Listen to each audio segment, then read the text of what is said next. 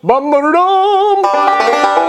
Howdy, welcome to BanjoBenClark.com. This is your online home for learning how to play the banjo, the guitar, the mandolin. I'm finishing up a 3-week series on teaching you how to build solos. We did it on mandolin first, then guitar. Now we're doing it on banjo, and what we're going to do is take a basic melody, Unclouded Day, a great old gospel tune, one that everybody knows. Then we're going to learn how together not only find that melody, but build it up in level 2, level 3. Okay, and I don't want to just teach you licks. I want to teach you a strategy behind how to do this so that you can take any song you want and build a solo that Granny likes. If you're watching this on YouTube, here in a little while I'll ask you to, or Facebook, I'll ask you to go over to the website BanjoBenClark.com where you can join as a Gold Pick member. You can view hundreds of videos I have over there. I put out a new one like this every week. For this particular lesson, I have 6 different tabs. Okay, I've got the PDF and the TEF files of these 3 different versions, as well as a close to 45-minute video lesson on how to do this, including me playing them slow all the way through, and guitar, 4 speeds of guitar rhythm tracks that you can practice along with. There's really nothing else you need. If you want to learn how to build banjo solos, join me. Let's dive into this one. Okay, we're going to learn how to find the basic melody to Unclouded Day, then we're going to take it up a notch, level 2, and add some filler notes, a few licks. Then level 3, we're going to get a little syncopated and add some more advanced licks. I just want to take you through the process of how to find a melody and then take it up to building a more complex solo. Let's go ahead and throw the tab up here. You'll notice in the tab I have all the words of the songs beneath the notes. I also have your right hand pick notifications, the marks there. So T stands for thumb, 1 would stand for index, 2 would stand for middle. Okay. Now, the key to this is, can you sing the song? I would wager, if I was a wagering man, that if you could sing a song, any tune, you could then find it on your banjo. Okay? That's half the battle.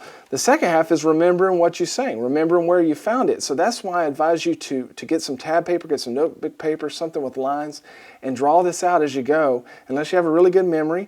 But I will say that the more and more you do this, the less and less you'll have to write it down. Okay? This is just a means to an end. I don't want to train you to always have to write out your solos, but this is just a great way to transform us from not being able to improvise solos to being able to come up with them on the fly. That's the journey I want to take you on. Okay, so we're going to sing the songs in the key of G, and then we're going to find the notes on our banjo. And being in the key of G, with this song, it's very simple. There's just a G, C, and D chord. Except for the chorus, there's an A chord for 1 measure, but that's not going to affect us until we get to level 2 and level 3. So we have 3 chords, G, C, and D. And let's just start singing. Oh, they tell me of a home. Okay, can we find those notes? Let's find our first note. Oh, they. Okay, we're in the key of G, and I did that on purpose so that our starting note would be this low D string here. Okay, now think about your next note. Oh, they tell me of a home. Where is that note? Well, we're just going to find it. Just when we get to where we can find it, then we'll know where it's at. Oh, they tell me. There it is, 5th fret of that low D string, which happens to also be the same tone as our G string. Hear that? So we could play this first part of the melody. Oh, they tell me of a home. Good.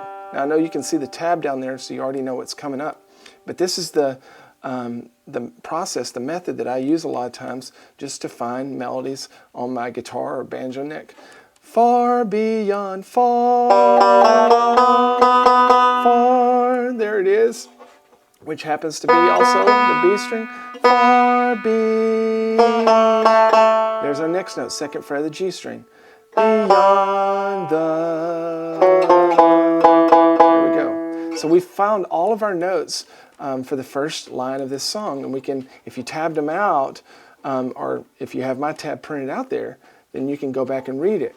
Oh, they tell me of a home far beyond the. Good. Now we're just going to continue to find this melody. If you were doing a different song, one that I hadn't tabbed out, it would really help you to write it out so that you could go back and look at it and learn it. Measure 5, skies. We have a lot of the same notes that we're using over and over again.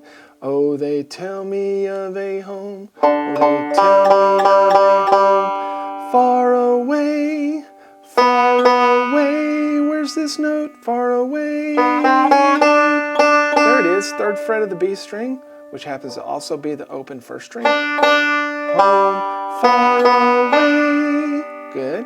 So now the 3rd line is exactly the same as the 1st line, same melody. Oh, they tell me I'll be home when the storm clouds rise. Now we're going to wrap up the verse. Oh, let's find those notes. Oh, there's O. Oh, there it is, 2nd fret.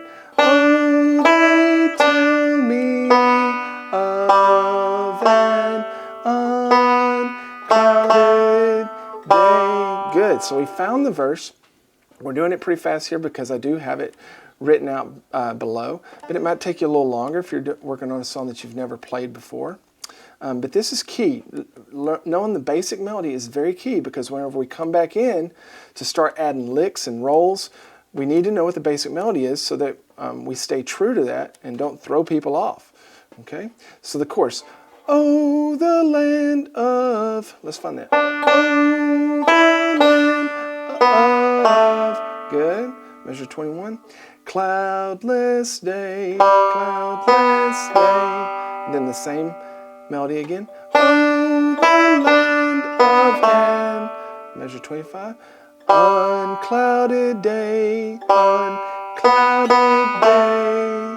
And then we're going to play the same melody, starting in measure 27, as we saw in the very beginning of the song. Oh, they tell me I'll be home when the storm clouds rise. We've seen all this before. Oh, they tell me of an unclouded day. Great. Now we know our basic melody. If you were doing a song on your own, you would have the basic melody written out. So now what we're going to do in level 2 is we're going to go through and start identifying places that have room to add licks. How can we work the melody in with a roll?